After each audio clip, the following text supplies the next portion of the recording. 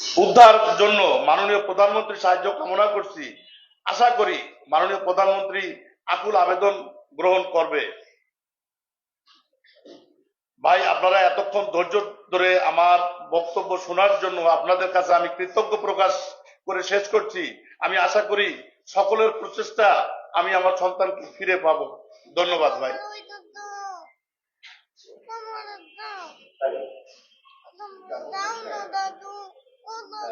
ভালো, আমরা সবাই খুবই মর্মাহত যে ঘটনাটা ঘটছে। এটা তো আসলে এই বাংলাদেশে ঘটার কথা না।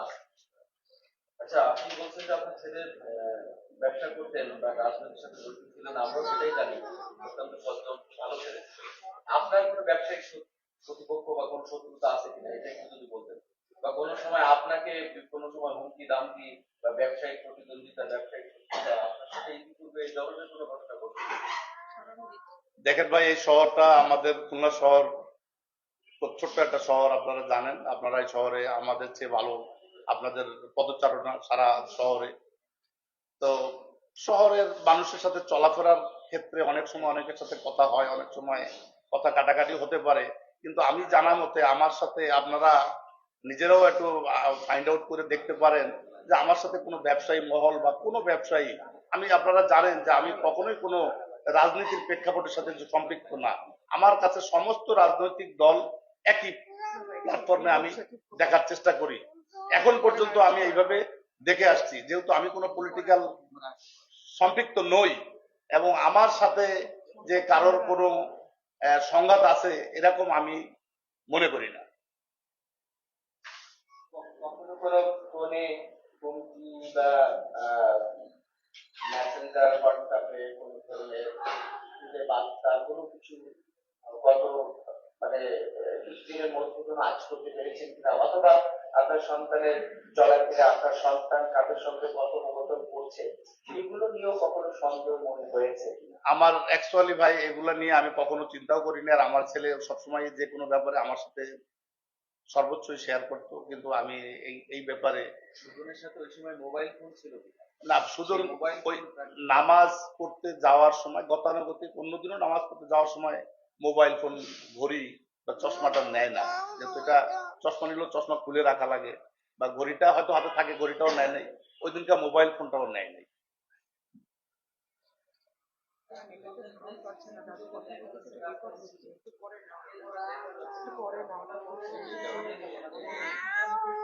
এখন এই সিসিটিভির ফুটেজ গুলো আপনাদের কাছে আমরা মানে যেইভাবে আপনাদের কাছে আমরা দেই, আপনারা এটা নিয়ে একটু আইডেন্টিফাই করেন।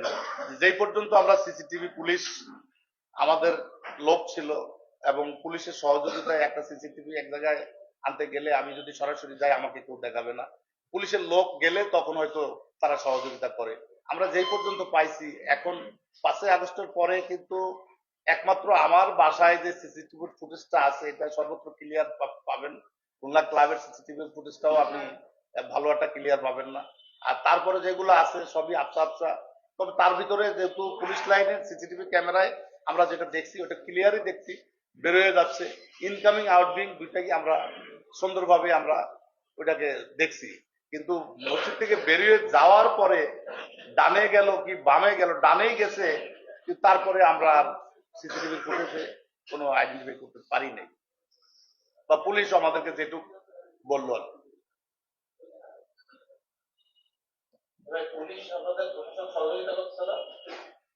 পুলিশকে আমরা যতবার টেলিফোন করি, আমার সাথে এখানে আমাদের যে মেট্রো কমিশনার সাহেবের সাথে আমার একাধিকবার কথা হয়েছে। উনি আমাকে বলতেছে ভাই আমরা এটা চেষ্টা করতেছি। আমার সাথে অন্যান্য সংস্থা, ওসি সাহেব, উনিও বলছে ভাই আমরা এটা নিয়ে খুব তৎপর।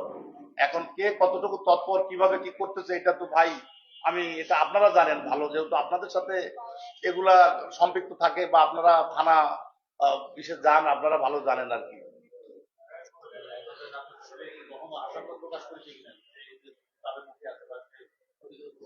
আমি আমি এই ধরনের আমার কাছে কখনো আসে নাই। হ্যাঁ, আমার বৌমা আছে এখানে।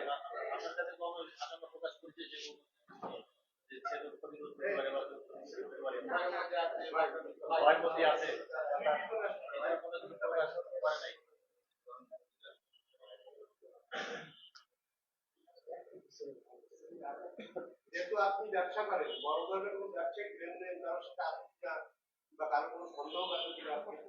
দেখেন ভাই, ব্যবসা বাণিজ্য করতে গেলে আপনারা জানেন যে আমরা একটা টাকা ব্যাংকের থেকে নিতে গেলে আমাদের 1000 সিগনেচার দিয়েও আমাদের টাকা নিতে পারি না, কিন্তু আমরা ব্যবসায়ী মানুষ, আমাদের শুধু মুখের বিশ্বাসে মানুষের টাকা দিতে হয়, মানুষ আমাদেরকে দেয়। তো এইরকম আমার কাছে কোনো ব্যবসায়ীর লেনদেনের টাকা আমরা পাবো, মানুষও আমাদের কাছে পাবে, এইরকম কোন রকম আমার কাছে কারণ নাই ভাই। তাহলে কোনো সন্দেহ? আমি আপাতত এই ব্যাপারে ভাই কিছু বলতে পারতেছি না, আমাকে আরেকটু ভাবতে হবে, আমাকে আরেকটু সময় দেন আপনারা, আরেকটু আরেকটু অবজার্ভ করতে দেন আপনারা। এই ঘটনার পরে আপনার কাছে কোনো মেসেজ বা কোনো মাধ্যমে কোনো প্রস্তাব বা কোনো টাকা এখন পয়সা? পর্যন্ত ভাই এটার ব্যাপারে আসে নাই।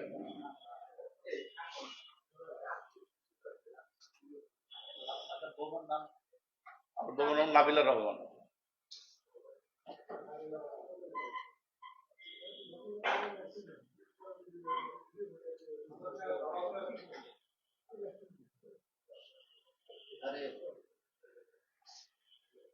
বলছেন কি হবে তাকে নিয়ে গেছে কেউ? এটা দেখেন, ফোন আসে না আপনাদের কাছে? না আমাদের কাছে কোনো ফোন আসে নাই। এটা আসলে ওখান থেকে আপনি মসজিদ থেকে প্রতিদিন যেই টাইমে নামাজে যায় এবং ওই মসজিদে আপনারা ওখানে ইমাম মুয়াজ্জিন সাহেব আছে, তাদের সাথে কথা বলেন, ওখানে কন্টিনিউ যায়, নামাজ পড়ে চলে আসে। কিন্তু ওই দিন নামাজ পড়ে বাসায় যখন আর আসে নাই, তাহলে আমি এখানে কি ধরে নিতে পারি? এটা আপনাদের বিবেকের কাছে আমার প্রশ্ন থাকলো যে এটা আমরা কি ধরে নিতে পারি? মানি ব্যাগ নাই ভাই, মানি ব্যাগ নাই, মানি ব্যাগ নাই। হয়তো পকেটে কিছু টাকা থাকতে পারে, 2-20 হাজার টাকা দিতে থাকে সবসময়, এটুকু হয়তো থাকতে পারে, মানি ব্যাগ নাই। বাসায় তো কোনো ওরকম কোনো ঝগড়া কিন্তু গ্যাঞ্জাম হয়নি? দেখেন, আমার খুব ছোট্ট একটা ফ্যামিলি, আপনারা জানেন যে আমার ফ্যামিলি, আমি ওই দিনকার শনিবারের দিন আমি সিঙ্গাপুরের থেকে ঢাকায় আসছি। তো ঢাকায় আসতে আমাকে 7টার সময় রিং দিচ্ছে যে বাবা তুমি খাইছো কিনা। তা আমি বললাম যে আমি তো প্লেনে খাইছি, প্লেনে ইফতার করছি, তা আমার শরীরটা খারাপ লাগতেছে, এখন আর আমি ঢাকার বাসায় আমি রেস্ট নিলাম, আমি ঘুমাইলাম। আমি রাত্রে 11টার সময় উঠে যখন খাওয়া দাওয়া করছি, তখনও আমাকে বলে নাই। কিন্তু আমি যখন শেয়ারি খেতে উঠছি, তখন আমাকে 3টা কি 3:30 এরকম অ্যাপ্রক্সিমেট টাইমটা আমার নাই। আমার মিসেস আমাকে বললো যে সুজন আপা, আমি তোমাকে তো ওই সময় কিছু বলিনি, আমার সুজন তো বাসায় আসে নাই। আমি কি বলো? পরে আমি ঢাকা থেকে চলে আসলাম, আইসা আমি আস্তে আস্তে থানায় টেলিফোন যোগাযোগ করলাম যে এভাবে আমার মিসেস যাচ্ছে, এটা জিডি। তো কি ব্যাপারে? তখন ওদেরকে বললাম, ওরা বললো আগে জিডি আমরা আগে তাড়াতাড়ি সিসি ফুটেজটা, তবে আপনার থানার যে জুয়েল নামে একজন এসআই সর্বাত্মক সহযোগিতা এবং সে করছে। ওই সময় থেকে ওই দিন রাত 12টা পর্যন্ত আমার স্টাফ 4-5 জন স্টাফ তার সাথে ছিল, থাকে সে সর্বাত্মক যেখানে যেখানে সিসিটিভি ফুটেজ আছে মানে পাওয়া যাচ্ছে সেখানে চেষ্টা করছে।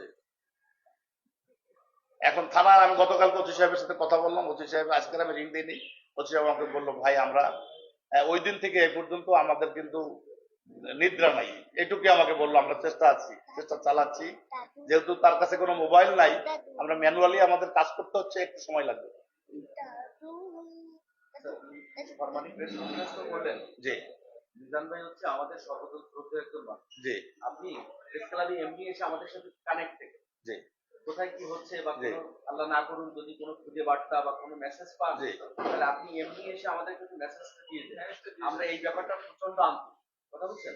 মানে এটা আপনার সন্তান যতটা না আমরা ভাবতেছি, ততটা মিজান ভাই আমাদের খুব প্রিয় একজন মানুষ সবাই নিয়ে। এজন্য আপনি নিজে এসে প্রেস ক্লাবে আমাদের দ্বারাই থাকে, তখন একটু আমাদের মেসেজটা একটু করেন, আমরা এটা খোলা করে রাখবো।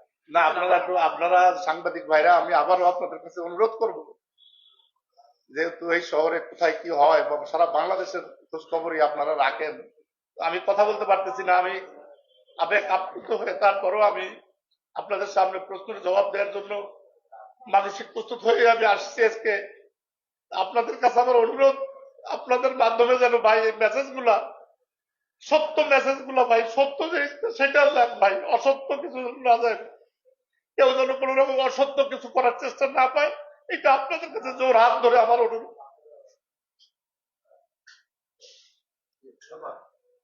থ্যাংক ইউ ভাই, এভরিবডি থ্যাংক ইউ।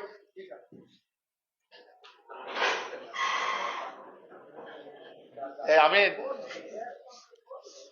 ভাই, আপনারা কয়জন লোক আজকে ইফতার, যেহেতু ইফতারের দিন, রোজার দিন, আপনাদের ইফতারের জন্য আমি